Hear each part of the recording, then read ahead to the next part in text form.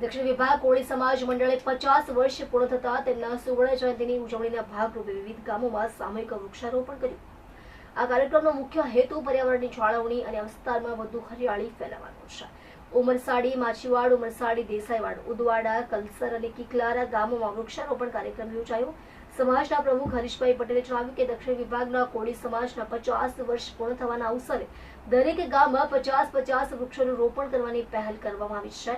આ પ્રસંગે ગામના આગેવાનો, વડીલો, યુવાઓ અને મહિલાઓએ ઉત્સાહપૂર્વક ભાગ લીધો। હરીશભાઈ પટેલે વક્તવ્ય આપતા જણાવ્યું કે આવનારા દિવસોમાં વધુમાં વધુ સમાજના લોકો પર્યાવરણ પ્રત્યે જાગૃત થાય તે માટે મહાયજ્ઞનું આયોજન કરવામાં આવ્યું છે। આ કાર્યક્રમને સફળ બનાવવા માટે અને ગામના પર્યાવરણને સુરક્ષિત રાખવા માટે તમામ ગ્રામજનોનો આભાર વ્યક્ત કરવામાં આવ્યો છે।